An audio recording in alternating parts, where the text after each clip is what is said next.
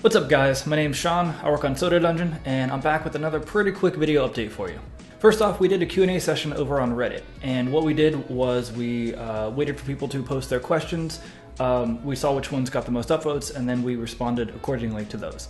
Now originally I had mentioned doing a video update in response to that to answer the questions here, but after we got enough questions, we felt like it made much more sense to just respond directly in the Reddit thread itself, especially because Pox and I live in different locations, so it wasn't super practical for him to also record a video response and then, you know, to cut those together, or for me to like read his responses. So we just thought it was easier to respond directly in, like I said, in Reddit. So if you want to check that out, I'll have the link down below. But the other thing I wanted to talk about was a proposed battle credit system for Soda Dungeon 2. So probably the most upvoted question, or one of the most asked questions for Soda Dungeon 2, carried over from Soda Dungeon 1, is can I play the game while it's off, or while I'm offline, you know, in the background?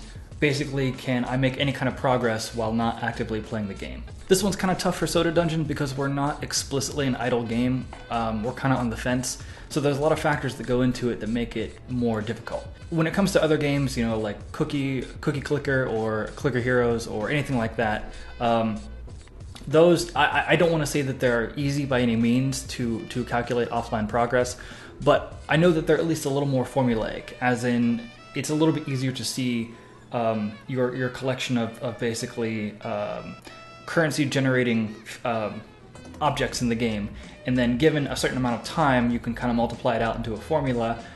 You've got to make some guesses here and there for like the usage of certain skills that the player might have or the characters might have, but I feel like it's much easier in those kinds of games to give a more accurate approximation of what earnings over time would be.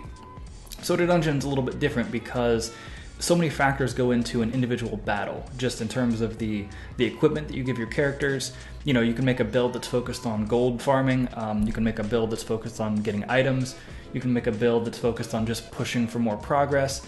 So there's a lot of different ways your team composition affects how each battle goes. There's a lot of random factors in each battle as well, in terms of like getting status effects, being put to sleep, getting poisoned. Then you have stuff like, you know, just the randomness of the alternate paths, which path you go down, so on and so forth. So there's just a lot of factors that go into what really, what makes progress your progress in Soda Dungeon. So we started brainstorming this idea, and I want to see what you guys think about it. So this idea we're thinking about, we're currently calling the battle credit system, and the idea is that you would earn these credits while away from the game. And first we would have to come up with some sort of standard for it. So let's just say 10 minutes away from the game, you'd earn a battle credit, or maybe 5 minutes or 7 minutes, something like that. So you earn battle credits. And we would have to verify this with the server so that you couldn't cheat it and just fast forward your device or your system clock or anything like that. But the idea is that when you come back to the game, you would now have battle credits. Let's say you come back and you have 50 battle credits. Then with those, you could basically spend those to instantly simulate battles. So you wouldn't get immediate progress, but what you would get instead is a sort of abridged, sped up, very, very quick version of the dungeon.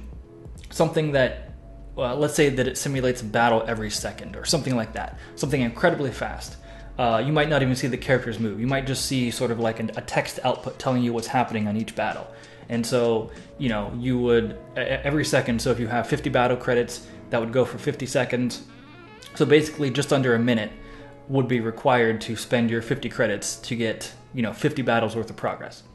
And so I know that that's still not the instant progress that I think some people are looking for, but it's incredibly fast. You know, you could, let's say we set a limit on it, like you could only get, I don't know, a few hundred or battle credits, or maybe you could only get 12 to 24 hours worth of battle credits.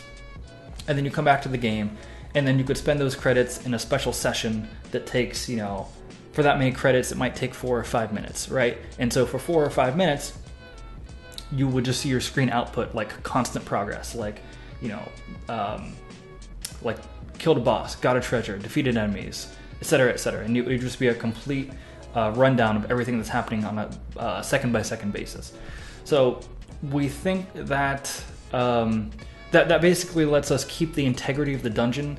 Otherwise, if we want to do offline progress, it really requires that we come up with some sort of guesstimate for the average income for a level. So you kind of have to look at the team composition, see what level the player wants to start on.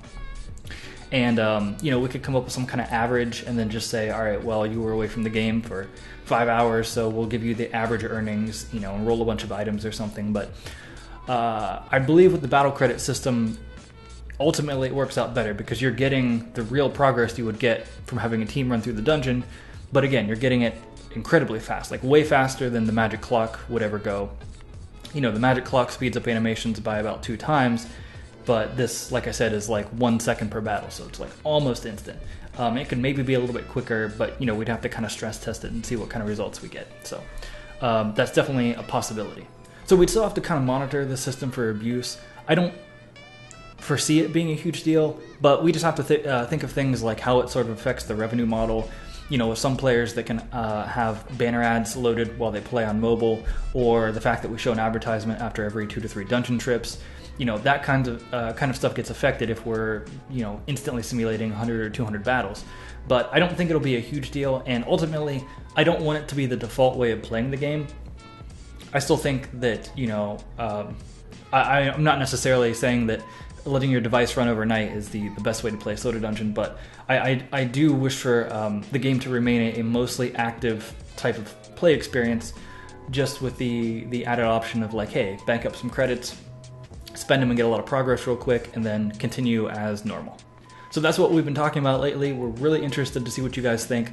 I hope it's a good compromise. And side note, we're also sort of, right now we're calling it the battle credit system, but it can have a bunch of different names. So I actually put up a poll on Twitter to kind of give a few options like battle credits or tickets or tokens or like time bottles or time capsules. So if you have any idea for what or an idea of which one of those sounds best, then please also go vote in the poll, and I'll put the link down below. But other than that, like I said, we really just want to see what you guys think. We're kind of excited about this kind of feature, and we hope it works out. So as usual, I will catch you guys next time.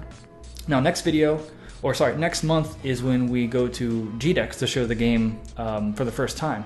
And so I'll probably do like a special little video update for that, just to kind of show you the preparation for the convention and what goes into it. But other than that, like I said, leave us a comment below, and I'll see you guys next time.